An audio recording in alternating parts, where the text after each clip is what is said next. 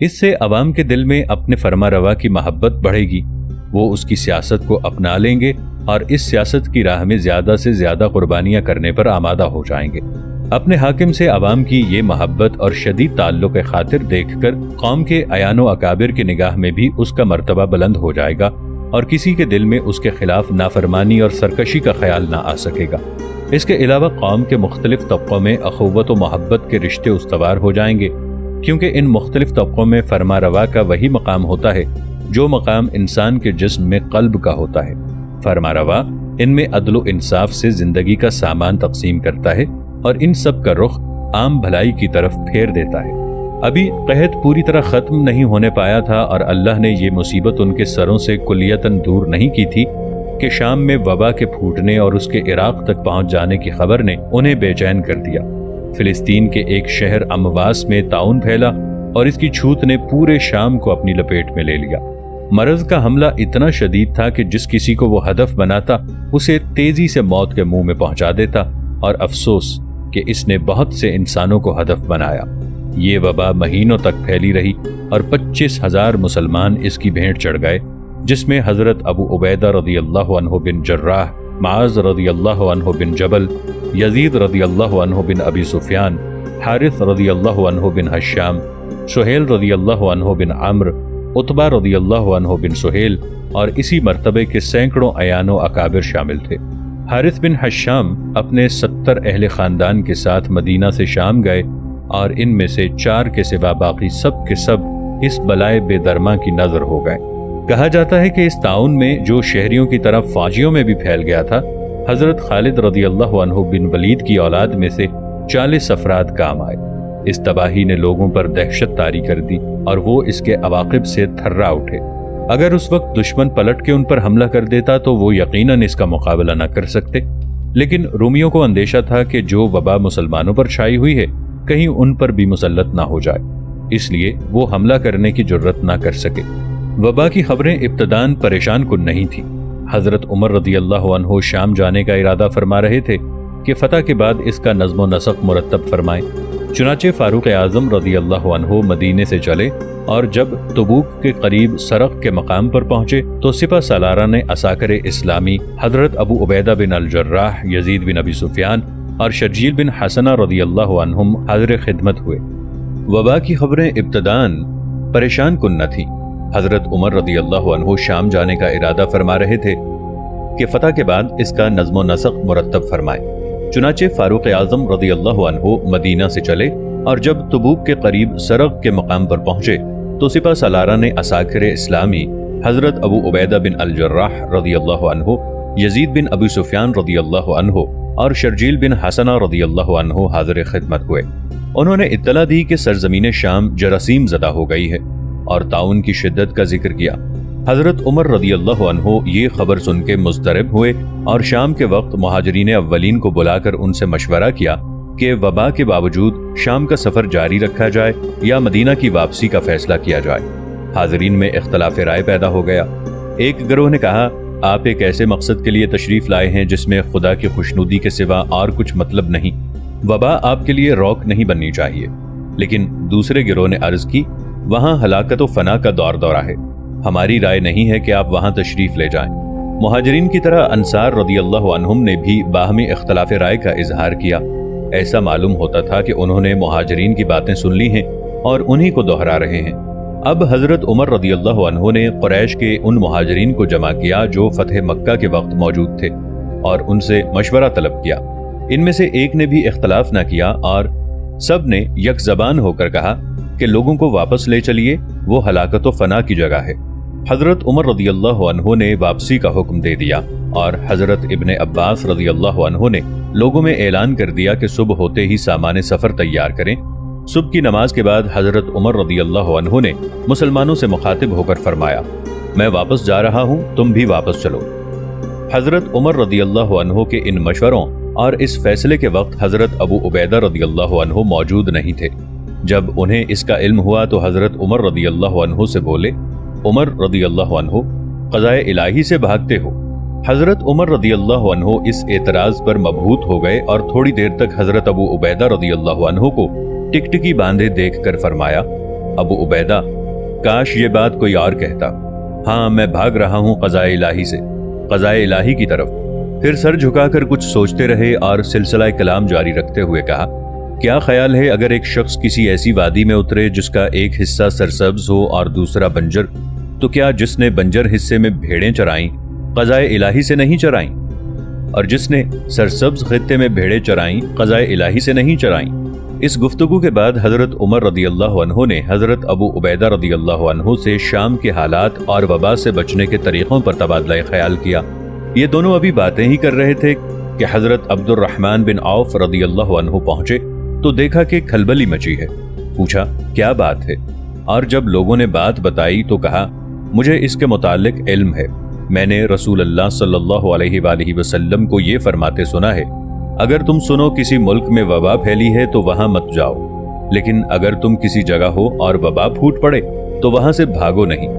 یہ حدیث سن کر حضرت عمر رضی اللہ عنہ مطمئن ہو گئے اور فرمایا الحمدللہ، لوگو چلو۔ ناظرین، آگے بڑھنے سے پہلے کامنٹ سیکشن میں ہمیں اپنی آراء سے ضرور آگاہ کیجیے گا کہ آپ کو ہماری یہ سیریز کیسی لگ رہی ہے۔ آئندہ آنے والی اقساط سے باخبر رہنے کے لیے ہمارے چینل کو سبسکرائب کر لیں اور ساتھ موجود بیل آئیکن کو ضرور کلک کر لیں۔ شکریہ۔ حضرت عمر رضی اللہ عنہ اپنے ہمراہیوں کو لے کر مدینہ واپس چلے گئے اور سرداران فوج اپنی اپنی عملداریوں میں۔ مدینہ پہنچ کر حضرت عمر رضی اللہ عنہ نے شام کے مسلمانوں کے متعلق سوچنا شروع کیا کہ انہیں طاعون کی تباہ کاریوں سے کیسے بچایا جائے۔ خاص طور پر امیر المؤمنین رضی اللہ عنہ کو حضرت ابو عبیدہ رضی اللہ عنہ کا بہت خیال تھا کہ کہیں وہ طاعون کی زد میں آ کر وفات نہ پا جائیں۔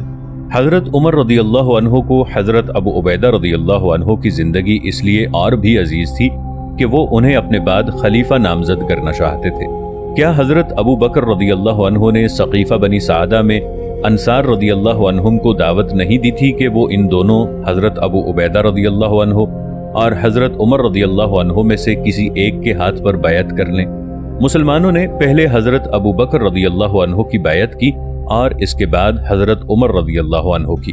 ان حالات میں حضرت ابو عبیدہ رضی اللہ عنہ کو خلیفہ نامزد کرنا اور لوگوں کو ان کی بیعت کی دعوت دینا کسی طرح نامناسب نہ تھا، لیکن اگر وہ طاعون میں وفات پا جاتے ہیں تو حضرت عمر رضی اللہ عنہ کس کو خلیفہ نامزد کریں گے؟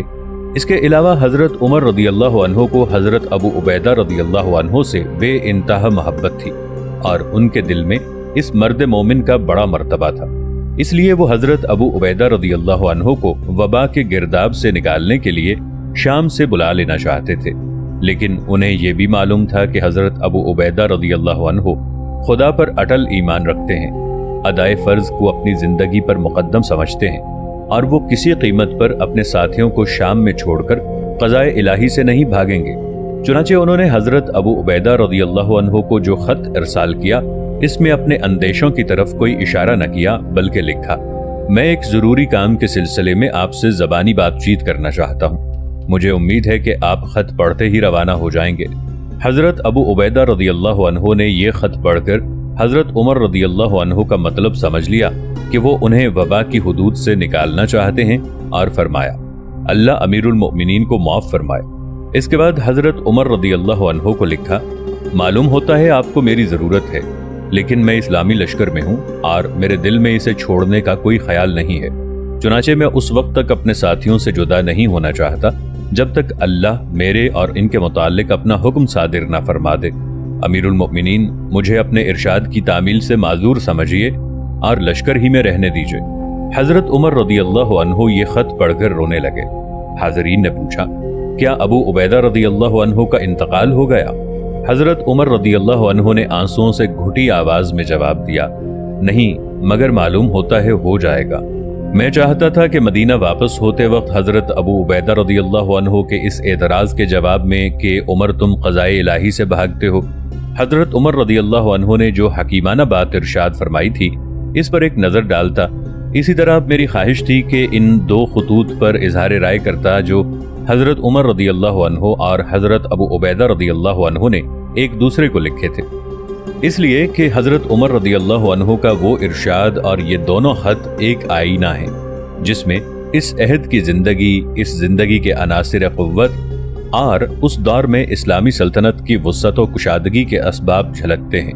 लेकिन मैंने बेहतर यही समझा कि पहले वो वाक़यात बयान कर दूं जो वबा के ख़त्म होने और शाम की ज़िंदगी के अपने तबई रफ्तार पर आ जाने तक पेश आए, क्योंकि इन वाक़यात से एक तरफ तो इस आईने को मज़ीद जिला हासिल होगी और दूसरी तरफ सदर अव्वल के मुसलमानों का, जो रसूल अल्लाह सल्लल्लाहु अलैहि वसल्लम के सहाबी थे, तरीक़े फ़िक्र वाज़ेह हो जाएगा कि वो किस तरह हक़ के सिवा जो उनके दिलो दिमाग पर छाया हुआ था हर क़ैद और हर गरज से आज़ाद होकर सोचते थे, और अल्लाह ताला किस तरह उन्हें इरफान हक़ की तौफीक अर्ज़ानी फरमाता था। हज़रत उमर रदियल्लाहु अन्हु हज़रत अबू उबैदा रदियल्लाहु अन्हु का ख़त पढ़कर रो दिए और सोचने लगे कि अहले शाम को हलाकत के इस भंवर से कैसे निकालें। अहलुर राय असहाब से मशवरे के बाद उन्होंने हज़रत अबू उबैदा रदियल्लाहु अन्हु को लिखा, तुम लोगों को नशेब में लेकर उतरे हो, इसलिए किसी बुलंद और पुरफज़ा मकाम पर चले जाओ। हज़रत अबू उबैदा रदियल्लाहु अन्हु अभी इस हुक्म की तामील के मुतालिक सोच ही रहे थे कि ताउन ने उन पर वार किया और वो अल्लाह को अजीज हो गए। हज़रत अबू उबैदा रदियल्लाहु अन्हु ने अपना जानशीन हज़रत माज बिन जबल रदियल्लाहु अन्हु को नामजद किया था, लेकिन पहले उनके साहिबजादे और बाद को वो खुद ताउन में मुब्तला हुए और दोनों के दोनों इंतकाल कर गए। हज़रत माज रदियल्लाहु अन्हु ने अपना कायम मकाम हज़रत अम्र बिन आस रदियल्लाहु अन्हु को बनाया। हज़रत अम्र बिन आस रदियल्लाहु अन्हु ने एक तकरीर की और फरमाया, ये वबा जब फूटती है तो आग की तरह फैलती है, पहाड़ों में छुपकर अपनी जानें बचाओ। इसके बाद लोगों को लेकर वहां से निकले और पहाड़ों में चले गए। तान के वबा का जोर घटते घटते बिल्कुल खत्म हो गया। अमीरुल मोमिनीन रदियल्लाहु अन्हु को हज़रत अम्र बिन आस रदियल्लाहु अन्हु की इस तकरीर का इल्म हुआ तो न सिर्फ ये कि आपने इस पर नापसंदीदगी का इजहार नहीं फरमाया, बल्कि इसे अपने इस हुक्म की तामील करार दिया जो हज़रत अबू उबैदा रदियल्लाहु अन्हु को भेजा था। इस वबा की इल्लत क्या थी और वो कौन सा सबब था जिस पर इसे महमूल किया जाए? जो रिवायात हम तक पहुंची हैं वो इस सवाल का कोई इत्मीनान बख्श जवाब नहीं देती। बाज़ मुताखरीन का कहना है अमवास का ताउन इसलिए फैला कि जंग के मैदानों में लोग बकसरत मारे गए और चूंकि इनमें से बेशतर दफन न किए जा सके इसलिए उनकी लाशें सड़ती रहीं और उनके जरासीम फजा में फैलकर वबा का सबब बन गए। लेकिन कदीम मौर्रिखीन इसे अल्लाह का गज़ब करार देते हैं, जो बाज़ अहले शाम के शराब पीने पर हज़रत अबू उबैदा रदियल्लाहु अन्हु की बद्दुआ के नतीजे में नाजिल हुआ। हज़रत अबू उबैदा रदियल्लाहु अन्हु ने हज़रत उमर रदियल्लाहु अन्हु को लिखा, शाम के चंद मुसलमान मैं नौशी के मुर्तकब हुए हैं और हमारी बाज़ पुरुष पर यह तावील करते हैं कि हमें इख्तियार दिया गया है, इसलिए हमने शराब पी है। कुरान ने सिर्फ ये फरमाया है, फिर क्या तुम इन चीज़ों से बाज रहोगे? लेकिन इसका तर्क हम पर वाजिब नहीं ठहराया। कुरान ने शराब नोशी की कोई सज़ा मुकर्रर नहीं की थी, ना रसूल अल्लाह सल्लल्लाहु अलैहि वसल्लम और हज़रत अबू बकर सिद्दीक़ रदियल्लाहु अन्हु के अहद में किसी शराबी पर हद जारी की गई थी। इसलिए हज़रत उमर रदियल्लाहु अन्हु ने मदीना के असहाबे राय को जमा फरमाकर हज़रत अबू उबैदा रदियल्लाहु अन्हु के ख़त का उनसे जिक्र किया। उन लोगों ने राय दी कि कुरान के इरशाद फिर क्या तुम इन चीज़ों से बाज रहोगे का मतलब ये है कि बाज रहो, और सब ने मुत्तफ़क़ा तौर पर यह फैसला किया कि शराब पीने वालों को 80-80 दुर्रे लगाए जाएं और उनकी शहादत नामोतबर करार दे दी जाए। चंद रिवायात ये कहती हैं कि हज़रत उमर बिन खत्ताब रदियल्लाहु अन्हु ने एक शख्स के मुताल्लिक जिसने शराब पी थी मशवरा लिया। हज़रत अली इब्ने अबी तालिब रदियल्लाहु अन्हु ने फरमाया, इस शख्स पर हद्द क़ज़फ़ जारी की जाए, और दलील के तौर पर कहा, जब कोई शख्स शराब पीता है तो मदहोश हो जाता है, मदहोश हो जाता है तो वाही तबाही बकता है, और वाही तबाही बकता है तो बहतान बांधता है। हज़रत उमर रदियल्लाहु अन्हु ने इस राय को कबूल फरमा लिया और मैं नौशी के जुर्म में 80 दुर्रे लगवाए। मोता इमाम मालिक सफ़ा 311। हज़रत उमर रदियल्लाहु अन्हु ने हज़रत अबू उबैदा रदियल्लाहु अन्हु को लिखा कि शराब पीने वालों को बुलाओ, अगर वो शराब को हलाल बताएं तो उन्हें कत्ल करा दो, और अगर इसके हराम होने का इकरार करें तो उनके 80-80 दुर्रे लगवाओ। हज़रत अबू उबैदा रदियल्लाहु अन्हु ने उन लोगों को बुलाया और मजमा आम में उनसे शराब के मुताल्लिक सवाल किया। उन्होंने कहा, शराब हराम है। चुनाचे उनको 80-80 दुर्रे लगवाए और कहा, ए अहले शाम, तुम पर कोई ना कोई आफत जरूर नाजिल होगी। और ताउन इसी बद्दुआ का नतीजा था। मेरा ख्याल है कि आज अक्सर और बेशतर लोग मुताखरीन की राय या इससे मिलती जुलती बात को तरजीह देंगे اور اہل شام کے خلاف ابو عبیدہ رضی اللہ عنہ کی بددعا کو وبا کا سبب نہیں سمجھیں گے۔ جو الفاظ حضرت ابو عبیدہ رضی اللہ عنہ سے منسوب کیے جاتے ہیں، مجھے شبہ ہے کہ وہ ان کی زبان سے ادا ہوئے ہوں۔ محض چند آدمیوں کے شراب پینے پر وہ شام کے باشندوں کے حق میں ایسے ہلاکت خیز عذاب کی دعا کیسے مانگ سکتے ہیں، جبکہ لوگ شراب نوشی سے کہیں بڑھ کر گناہوں کا ارتکاب کرتے ہیں اور اللہ ان کی پاداش میں ایسا کوئی عذاب نازل نہیں کرتا جو گنہگاروں اور بے گناہوں دونوں کو اپنی لپیٹ میں لے لے۔ پھر حضرت ابو عبیدہ رضی اللہ عنہ ایک ایسے مسلمان تھے جن کا دل نرم اور ایمان پختہ تھا۔ وہ ان لوگوں سے زیادہ نیک اور صالح تھے جو ان الفاظ کو ان کی ذات سے منسوب کرتے ہیں۔ کہیے آپ کا کیا خیال ہے؟ جبکہ آپ دیکھ چکے ہیں کہ حضرت عمر رضی اللہ عنہ نے انہیں طاعون کی حدود سے نکالنے کے لیے مدینہ بلایا تو انہوں نے صاف جواب دے دیا کہ میں اپنے اہل لشکر کو چھوڑ کر نہیں آ سکتا۔ لیکن ہمارا یہ شک کہ حضرت ابو عبیدہ رضی اللہ عنہ کی زبان سے یہ الفاظ ادا نہیں ہوئے لوگوں کے شراب پینے کی نفی نہیں کرتا۔ جب حضرت ابو عبیدہ رضی اللہ عنہ نے شراب پینے والوں کو بلا کر ان سے پوچھا تو انہوں نے اللہ تعالیٰ کے ارشاد فَهَلْ أَنْتُمْ مُنْتَهُونَ سے اپنے فعل کی تعویل کی۔ حضرت ابو عبیدہ رضی اللہ عنہ نے ان کا معاملہ بارگاہ خلافت میں پیش کر دیا اور اس کے بعد خلیفۃ المسلمین رضی اللہ عنہ کے حکم کی تعمیل میں ان لوگوں کو درے لگوائے۔ اس واقعے سے متعلق روایت کا تواتر اور عہد فاروقی اور اس کے بعد حد کا جاری کیا جانا اس کی صحت کا قطعی ثبوت ہے۔ پھر یہ روایت اس امر کی تائید بھی کرتی ہے کہ حضرت عمر رضی اللہ عنہ نے عہد رسالت میں اللہ تعالیٰ سے شراب کے متعلق دعا فرمائی کہ وہ اس سلسلے میں مسلمانوں کو واضح ہدایات عطا کرے، اس لیے کہ شراب عقل اور مال کی دشمن ہے۔ ان حالات میں کوئی تعجب نہیں ہے اگر حضرت عمر رضی اللہ عنہ نے بادہ نوشوں پر سختی فرمائی ہو اور میں نوشی کی سزا مقرر کر کے اسے اپنے عہد میں نافذ بھی فرما دیا ہو تاکہ بعد کو آنے والے اسے حدود اللہ کے طور پر جاری کر سکیں۔ وبا کا سبب چاہے کچھ ہو، بہرحال لوگ حضرت عمرو بن عاص رضی اللہ عنہ کے کہنے پر پہاڑوں میں چلے گئے کہ طاعون کا زور ٹوٹ جائے، لیکن اس وقت تک شام میں 25,000 مسلمان اس قہر الہی کی نظر ہو چکے تھے اور یہ وبا شام سے عراق منتقل ہو کر سب سے زیادہ اہل بصرہ کی بھینٹ لے چکی تھی، جو اسلامی لشکر کا بہترین حصہ تھا۔ اس کے باوجود یزدگرد نے عراق واپس لینے کی اس سے زیادہ فکر نہ کی جتنی ہرقل نے فلسطین یا شام واپس لینے کے لیے کی تھی۔ ہرقل کی طرح اسے بھی یہ خوف تھا کہ مبادا طاعون اس کی فوجوں میں پھیل کر شام سے ایران پہنچ جائے اور اس کی ہلاکت خیزیاں جنگ اور اس کے نتائج سے زیادہ تباہ کن ثابت نہ ہوں۔ وبا ختم ہونے کے بعد حضرت عمر رضی اللہ عنہ اس کے اثرات مابعد سے کیسے عہدہ برا ہوں؟ اگر وہ اتنے مسلمانوں کی ہلاکت اور اسلامی لشکر کی کثیر تعداد کے لقمہ اجل ہو جانے کے بعد بھی شام کو اس کے حال پر چھوڑ دیتے تو فتح شام ناخوشگوار نتائج سے دوچار ہو جاتی، کیونکہ رومی اس پر دوبارہ قبضے کرنے کے لیے چڑھائی کی سوچ رہے تھے۔ اس کے علاوہ مرنے والوں کی میراث کے جھگڑوں نے وہاں کے اقتصادی نظام میں گڑبڑ پیدا کر دی تھی اور حضرت عمر رضی اللہ عنہ کو یہ کسی طرح گوارا نہ تھا کہ ترکوں کی تقسیم مسلمانوں میں فتنہ و فساد کا بیج بوئے۔ ان حالات میں ان کے لیے بس یہی ایک رستہ رہ گیا تھا کہ بنفس نفیس شام تشریف لے جائیں اور تمام حالات کا مطالعہ کر کے انتظام کریں۔ چنانچہ آپ نے حضرت علی رضی اللہ عنہ کو اپنا قائم مقام مقرر کیا اور صحابی کی ایک جماعت کے ہمراہ مدینہ سے ایلا کی طرف روانہ ہوئے۔ وہاں پہنچ کر شہر کے پادری کو بلایا اور اسے اپنا کرتا دے کر جو طوالت سفر سے پھٹ گیا تھا ارشاد فرمایا، اسے دھو کر پیوند لگا دو۔ پادری نے کرتا دھو کر اس میں پیوند لگا دیے اور اسی طرح کا ایک اور کرتا بھی سلوا دیا۔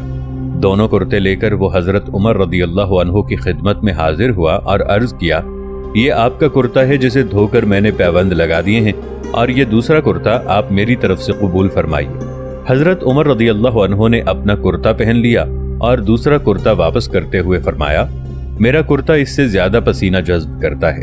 حضرت عمر رضی اللہ عنہ ایلا سے روانہ ہوئے اور جابیہ پہنچ کر قیام فرمایا۔ شام و فلسطین کے عمال نے حاضر خدمت ہو کر مسلمانوں کی بپتا بیان کی۔ آپ نے تمام ملک شام کا دورہ فرمایا، مختلف علاقوں میں مسلمانوں کے معاملات کی چھان بین کی، ان کے ساتھ فیاضی سے پیش آئے۔ دمشق، حمص اور ان دوسرے شہروں میں جو وبا کی تباہ کاریوں کا بطور خاص نشانہ بنے تھے، عربوں کے لیے جاڑے اور گرمیوں کی فروگاہیں قرار دیں۔ پھر شام کی سرحدوں اور لشکرگاہوں کو مستحکم کیا۔ ग़िज़ा की तक़सीम का अज़सर नौ इंतज़ाम हुआ और इस काम में मदद देने के लिए लोगों को खुद नामज़द फरमाया।